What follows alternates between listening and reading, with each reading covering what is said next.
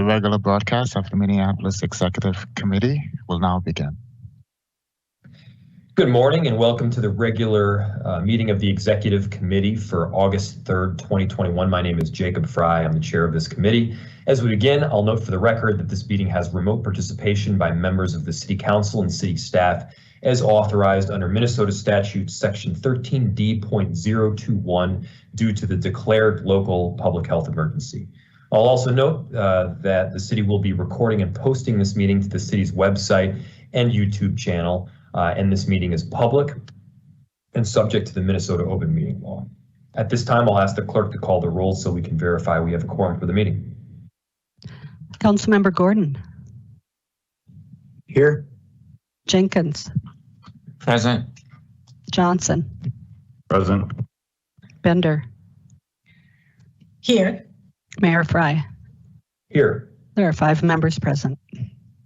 Let the record reflect that we have a quorum. With that, colleagues, our agenda is before us, and I'll move to adopt the agenda as presented. Is there any discussion or amendments to the agenda? I'm using the chat function here. Seeing none, I will ask the clerk to call the roll. Councilmember Gordon.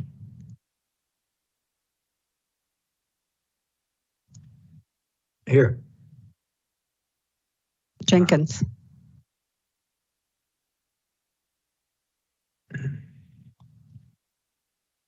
Here. Yes. Aye. Thank you. Johnson. Aye. Bender. Aye. Mayor Fry. Aye. There are 5 ayes. And the agenda is adopted, and Councilmember Gordon, I assume we are going to record you as an aye vote there. Correct. I tried to say both. Sorry about that. Next, we have the acceptance of the minutes from our regular meeting on July 19th, 2021. And I'll move acceptance of those minutes. Is there any discussion? Seeing none, the clerk will call the roll. Councilmember Gordon. Aye. Jenkins. Aye. Johnson. Aye. Bender. Aye. Mayor Fry. Aye. There are 5 ayes. That passes, and that brings us to our discussion portion of our agenda. Our only item today is a report on guidelines and procedures for the city's enterprise return to work. And we'll have several staff on hand today to deliver this presentation. But I believe that our Chief Human Resources Officer, Patience Ferguson, is here to kick off that presentation. Director Ferguson. Thank you very much, Mayor and members of the Executive Committee. Before we get started, if I may, I'd like to just take a brief moment to introduce the people who have been working on this process for a while. And if you would just, committee, say who you are and what department you work in, and then I'll provide a little context before we go into this presentation. So I'll start with who I see first, and that's Barbara O'Brien. Thank you, Patience. I'm Barbara O'Brien. I'm the Director of Property Services for the City of Minneapolis. Vince. I'm Vince Therian. I am Change Manager and Leadership Development Consultant, reporting into Learning and Development Solutions, Human Resources. Let's go to Jen. Good morning. My name is Jennifer Rudlong-Smith. I'm a management analyst on the operations team in CPED and a member of the Next Normal Action team. Tracy. Good morning. I'm Tracy Turner, and I'm a HR workforce data analyst. Liz. Good morning. My name is Liz Viderco. I am also in Property Services Space Asset Design Manager. Thank you. Is Paul Cameron on the call? Yes, Patience, I am. Hi, this is Paul Cameron. I'm the city's Chief Information Officer for the IT department. And did I miss anyone? Just me, Patience. Joe Hatch, Director of HR Business Operations. Thank you. Thank you very much. So I just wanted to provide a little context, but first of all, I wanted to thank all of you for an opportunity for us to do a presentation regarding our next normal guidelines. You know, when we started this process quite a while ago, beginning with IT, finance, and property service and myself, we really wanted taken a moment to really look at, as an enterprise, what we really thought we needed to do as we try to move people back to work, recognizing that number one, our employees most of them have been at home for over a year and a half, and things have really changed. But we also recognized that we needed to have a process that was iterative in its approach.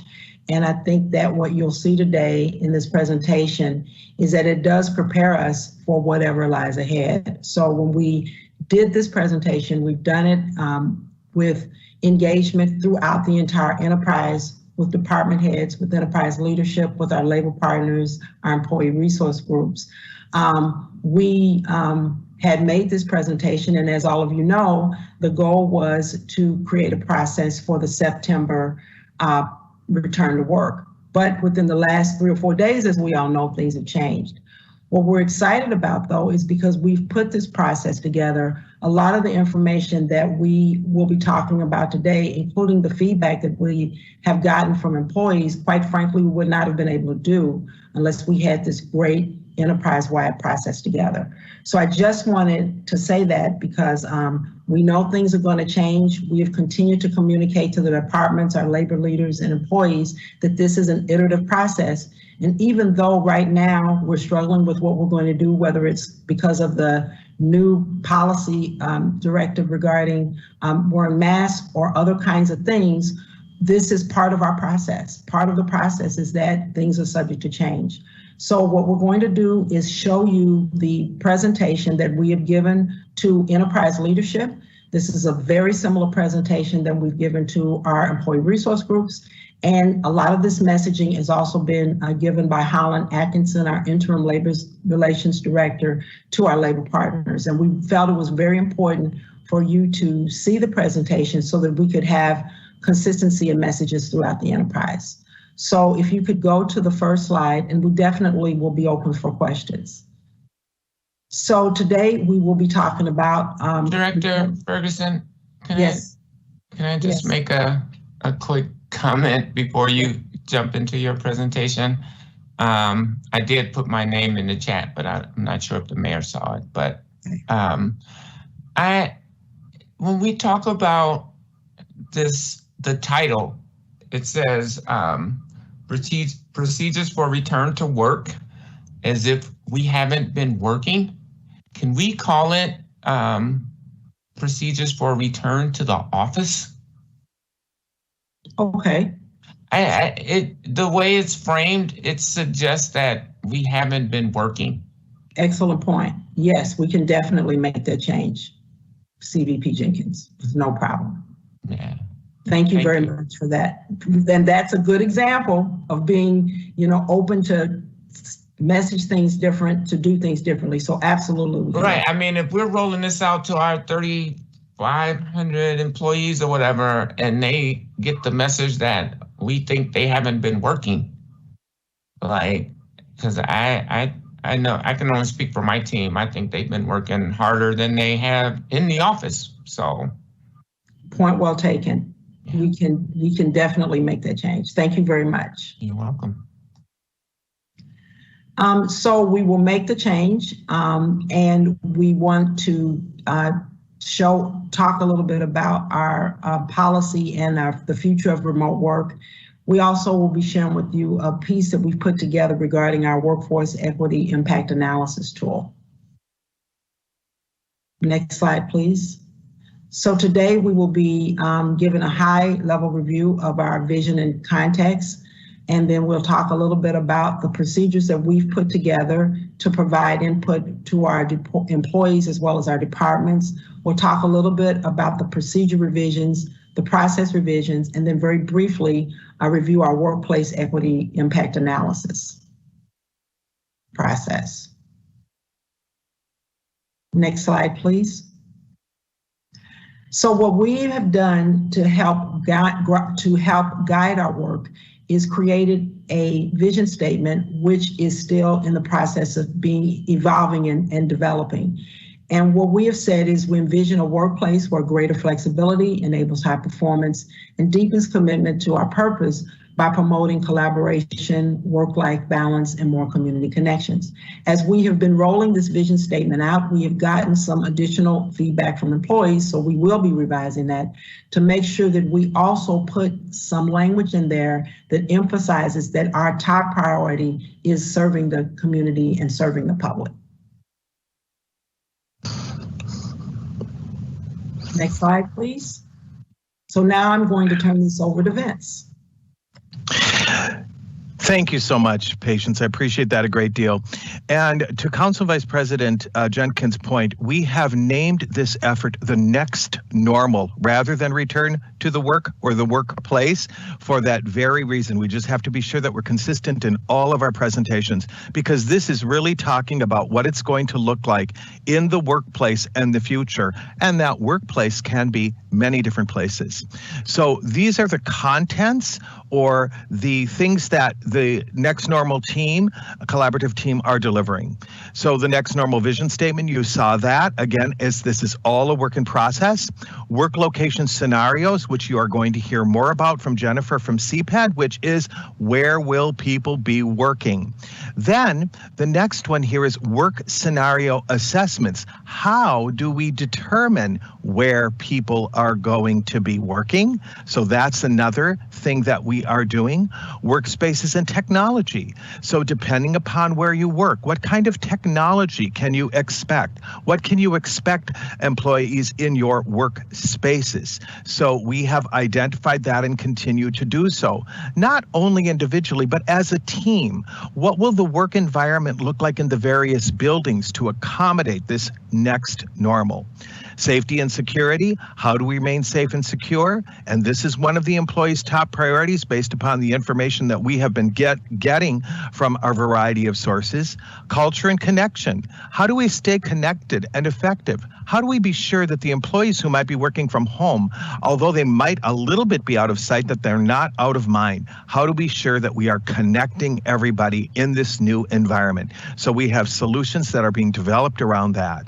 And then informing and listening. How do we communicate all of this with our employees? And this meeting right now is an example of exactly that, where we are communicating to you, but it's not just one way. We want your input as well, as you have already started to begin with us. With all of the information we're getting from employees, we'll be doing an FAQ very, very shortly. We also have a web page for managers, a web page for employees is coming out very, very shortly. We have a Next Normal leadership team. We have an A team, or a group of individual contributors who are doing a lot of work. We have 21 out of 22 departments have established liaisons between the Next Normal team and their department. And those Next Normal liaisons, they were all identified in less than 2 weeks. So we got a completely cross-functional group together. The 22nd is 311, and they are not part of this per se, although that they will be involved, you know, from an information point of view. And so we also are having people just send in contacts. So we're really getting a lot of information. So that is, in a nutshell, an overview of everything we are delivering. Before I move on, any questions about the contents of what will be in our next normal?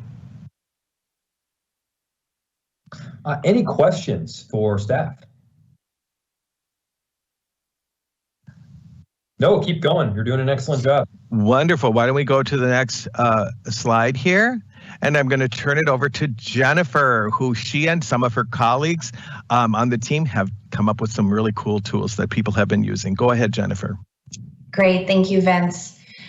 So our goal was to create a consistent process that supports managers with their workplace scenario determinations and give employees the opportunity to provide their input.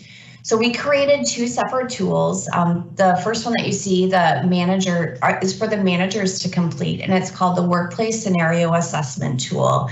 And just for clarity, we are defining the word workplace within these tools as in the office, in the field, or out in the community representing the city of Minneapolis, because we recognize that folks are working in a lot of different areas and have a lot of different jobs across the enterprise. So this assessment is for the managers to complete, and it's asking them to have an objective review of the criteria. One example of the considerations that we're asking them to think through is, does this position require in-person interactions with the public or customers? From that information, we will know whether or not that job is well suited for in the workplace, such as in the office, in the field, or out in the community representing the city, or perhaps a hybrid arrangement, or perhaps fully remote. And so we have several questions that the managers will think through as they consider the workplace scenarios. We also want to hear from the employees. We want to know, what does the employee prefer? Do they prefer to work remote, hybrid, or in the workplace? And do they have the space and do they have the connectivity? We recognize many folks have been doing this for quite some time if they're working remote, so they may have the space and the connectivity, but that's still information that we want to better understand from our staff. So what we're doing behind the scenes is we're matching this data up so we can see that Jennifer Rudlong Smith wants this kind of preference in her job, and she's a management analyst, which requires her to be, in person and or in hybrid. So we're able to match up the data on the back end and then work with the department liaisons to be able to share that information out into the departments to support the decision-making process. So to date, we have over 85% of the city positions have been assessed, and over 1,000 City of Minneapolis employees have provided their input. And we're working with those department liaisons. We, like Vince said, we have one from each department, except for just a point of clarity, it's actually 911 that is not represented versus 311, which he— My apologies. No problem. So 911 is just the only department of the city that really does require that they work in the workplace, and they don't have any staff within that department that would have a good fit for hybrid or remote. So by also receiving this data, we're able to better understand what specific positions could allow for hybrid or remote, and what workplace scenarios the employees prefer. So we're able to see the data, be able to make sustainable decisions based on that data, and to be able to really support managers and each department in the process. The next step after the tools are completed is the managers and employees have that conversation, make a decision about what's the best fit for their position at the City of Minneapolis. And then they're going to look at the alternative work arrangements policy. And so I'm going to actually turn it over to Joe Hatch to share about the alternative work arrangements policy. And you can move on to the next slide, please. Thank you, Jennifer. So we did some changes to the alternative work arrangements procedure. There are, of course, previously folks were able to submit an alternative work arrangements request to their department for, working from home or early retirement, one of the options there. What we wanted to do was make sure that it was clearly stated that department directors have an inherent management right to decide a work location of an employee. We also included references to the guidelines that we've discussed and considerations for supervisors and department heads to make this decision. There's a number of items in there that we wanted to get feedback, both from risk management, property services, IT, and ultimately the city attorney.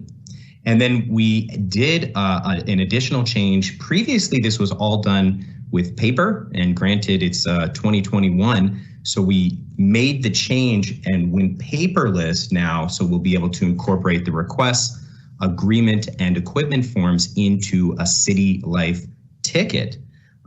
This will allow us to then take that data and put it into our Comet system. This is our employee HRIS system, and will allow us to look at that data.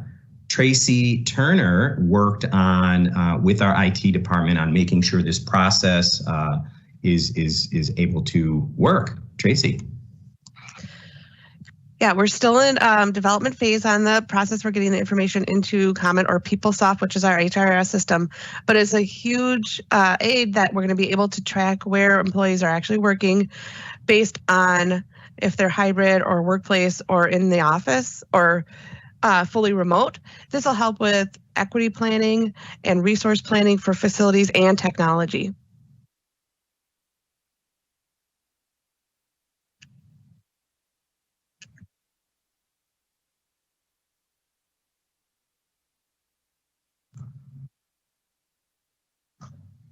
Thank you. Is that the end there of the presentation? Nope. If you'd move to the next slide, that would be fabulous. Okay. What I'm going to talk about is our workplace equity impact analysis. And this might be a new term for you folks. We are used to REIA, racial equity impact analysis. But what we have created is what we call a workplace equity impact analysis. We got quite a bit of input on this, and we'd appreciate yours as well. So what we're doing is we are going to review at an enterprise and department level equity and fairness in decision making. Okay, so what we're going to do is we're going to take a look at the resources, we're going to take a look at the decisions and cross-department job classifications, and we're going to say, does it look as if we are creating some equity here, or are there some differences that may need to be discussed and resolved? Realizing, of course, that this is an iterative process. So what we come out of the chute might be different than what we have to do as we're adjusting to make sure that we have equity within our workplace, or as much equity as possible. Could you go to the next slide, please? Okay, so what we'll do is we'll determine if there's any differences among groups, such as race, gender, job categories, labor union membership, and we also just got some input from our ERGs. Let's also look at salary level, salary grades. Are we being equitable among those as well?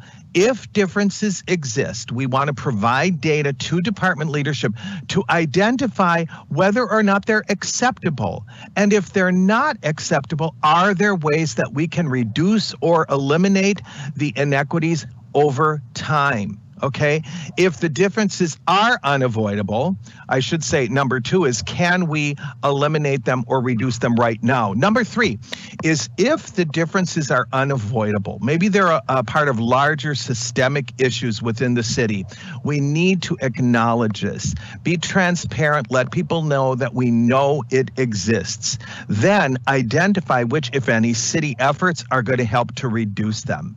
So in essence, are there differences? Are they acceptable, or can we make a change now? And if we can't make a change now, what are we doing systemically in the future to make sure that this equity occurs? Next slide, please. So we have a process. I won't go through each of these, but you can take a look at it, where we are weaving in the workplace equity with the process that Jennifer and Joe and Tracy talked about, to make sure that we are taking some snapshots throughout the process as we're moving forward. So that was a lot of information about workplace equity. Any questions on that or the process itself for identifying workplace scenarios? Yes, I'll take a moment just to applaud the work, because I think you all know perhaps better than anyone, there have been a series of decisions that have had to be made over this last year, in some cases very quickly. And in so many of those instances, the outcomes, regardless of what you chose, were difficult, and that sometimes they were negative. So I think the analysis that you've laid out here is really excellent, so that we're transparent about it. Can we make a change to account for the inequities in our system? If it's more systemic and we can't in the immediacy, let's outline it, be transparent about it, and explain a path forward. I think that's definitely the right way to go. And I want to applaud all of your work. I think this is a great strategy as to how to account for the issues we're facing. Thank you. I see Council President Bender. Yes, I should have. Thank you, Council President Bender. Oh yeah, thanks, Mr. Mayor. Yeah, thanks for this presentation. And this is really, I think, really interesting and exciting. I I have a question that's about this, but probably more globally as well. This seems to put a lot of onus on the department head for each department to make decisions. And I wonder if there's been any discussion about the capacity that department heads have, or like the amount of staff support that they have, depending on the department, to kind of make all of these analyses and make the decisions department by department.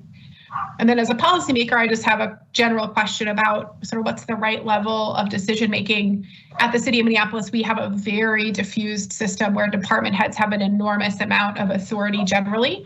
And because we don't have a city manager, it is typical that there's a lot of department by department decision making.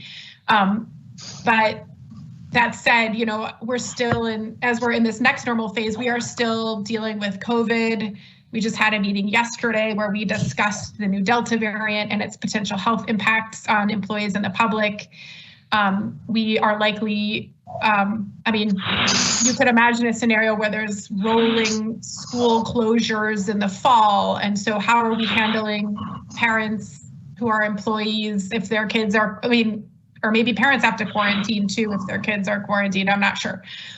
Or, you know, or other scenarios where people are kind of dealing with continued impacts of COVID. So it seems to me that we should just be clear about which things are being made at an enterprise level and that need policymaker input, or which the things are being decided by, you know, our public health commissioner, for example, about COVID, and then being applied enterprise-wide, or which, you know, is kind of everything going to continue to be department by department, and then our departments are really different as this is all reflected. So does each department have the capacity, or does HR have the capacity to support each department in making these decisions separately? Mm-hmm. So it's really, I hear in two things. One is about department leader capacity with everything else that is going on, and the other department level decisions. How much of these are department level decisions versus enterprise level decisions, and how are we making that clear and keeping COVID in the mixture? Patience, do you want to take a crack at that? I was also thinking maybe Barbara. Sure. As we have continued to say, and I thank you so very much for that question, Council President Bender, this is an iterative process.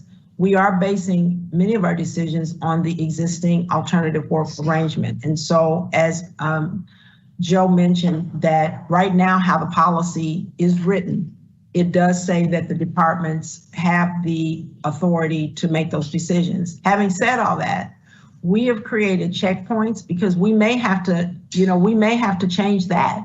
And that would be something that the City Council would need to do.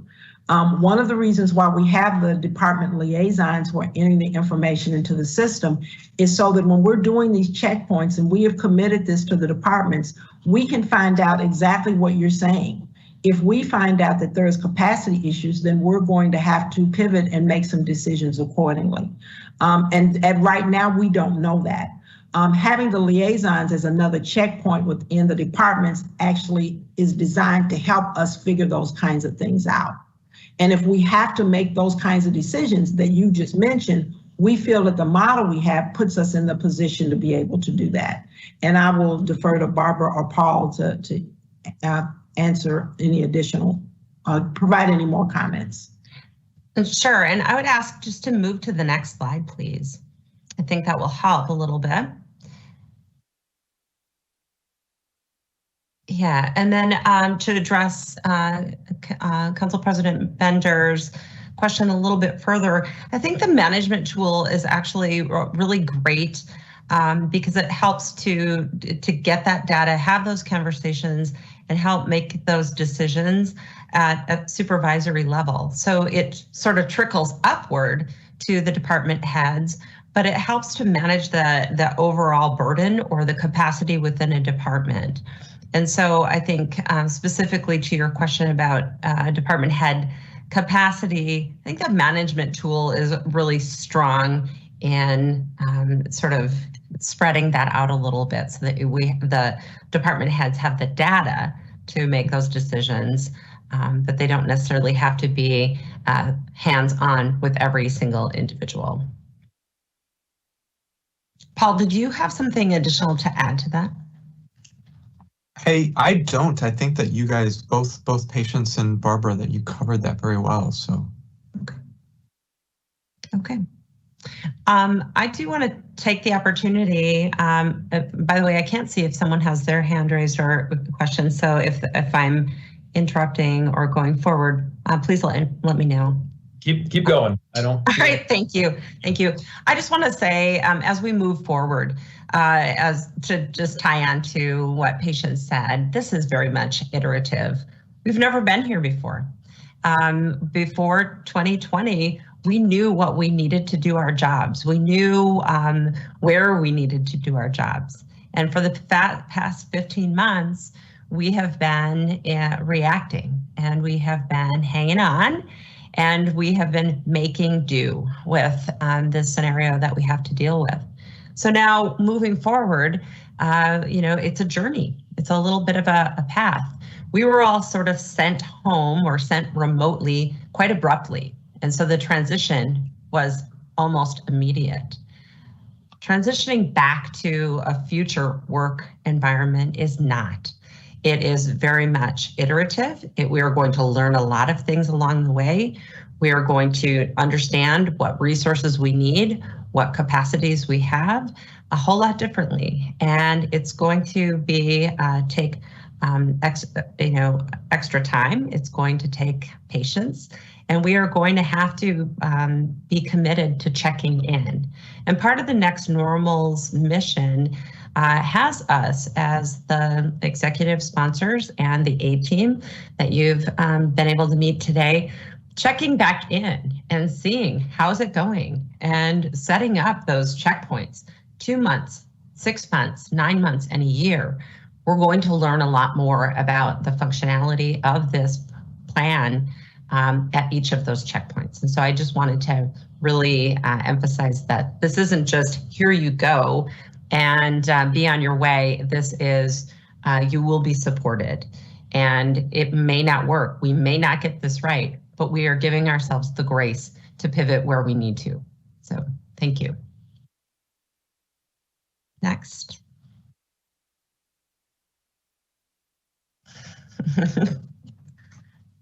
And Paul, I would reach out to you as my colleague to see if there are any additional comments that you would like to make while we wrap up this presentation. Barbara, I appreciate that. There's really nothing else that I would add, I guess, unless there's additional questions from council or from the mayor around the presentation.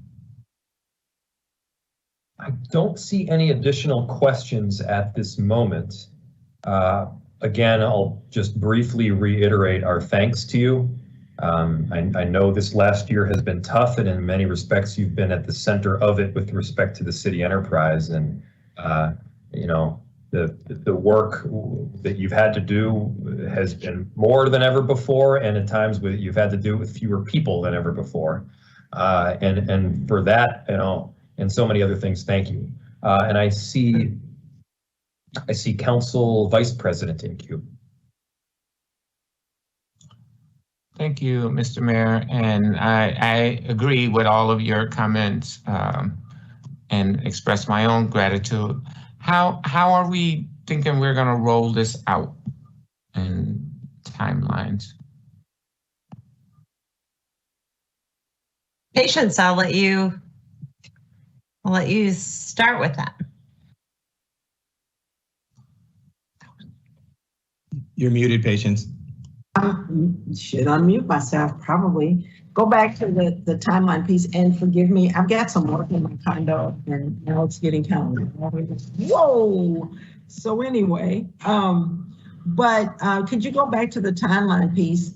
And this might be subject to change because of just the new information that we've gotten just, within the last few days. And so where we are now is the departments have been diligently working on their plans. We have gathered this information. Our goal, but we may need to change it, has been for employees to start back, on September 7th.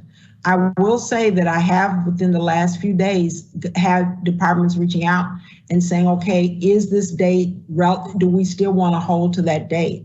So we'll have to follow back up and do some checkpoints with our departments and also with you to see what our thoughts are given the most recent mandate. We are still doing some research around vaccinations, and so that date may need to change. And so I have gotten feedback from some of our departments. And if that is the case, then we will pivot accordingly. Thank you. Yeah, it makes sense. I mean, everything is kind of still fluctuating right now, so. Yes. Thank you. Thank you. And I just want to thank all of the great people on this team. There are some people that are not here today. The A team, they've been doing a lot of work. Special thanks to Sarah, our new HR attorney who has come in. Gretchen is also part of the team. We also have representatives from Public Works, from CPAD, from the city assessor's office. So there are other folks that are also on this team, regulatory services that are not here today. So I just want to, from our vantage point, just thank everyone for the hard work that they've done to try to make this work on behalf of the city and ultimately on behalf of the residents of the city of Minneapolis. It is an excellent team. I see Council President Bender. Thanks, Mr. Mayor, and thanks to the team for just an extraordinary amount of really employee-driven conversations. I really also just want to commend the focus on this sort of long-term planning. We've been in this emergency reaction mode, and we just have to keep trying to focus on the longer term, because that's what's going to enable us to support both our employees and the public. So just thanks for, being able to manage both at the same time. I did just want to kind of reiterate that we've been having conversations about this new wave of Delta variant of COVID and are likely looking to bring a policy through council this cycle that would give some more authority to staff, either team or individual, to set some policy around employee safety and on our public buildings as COVID continues to evolve, so that we have, again, a planful approach to kind of managing through this next phase of COVID, while we're at the same time thinking through the sort of even longer it's still short, it's the next normal, but that's a more medium term, how are we thinking through, setting COVID aside, even the sort of flexible workplace policies. So I think the two will work well together to have both that this thinking about the medium term, how are we making decisions about flexible workplace, taking in a variety of factors, and then adding on top of that a layer of more enterprise-wide communication and policy making around reacting to COVID, as we're still unfortunately dealing with the pandemic itself. So thanks to everyone who's been kind of managing both of these conversations at the same time. Thank you very much. Do we have any other questions or comments on this front? Seeing no further discussion, I'll direct the clerk to file that report. And with that, we've concluded all of the items on our agenda for today. And without objection, I'll declare this meeting adjourned. Thank you so much, everyone. Thank you. Thanks, everybody.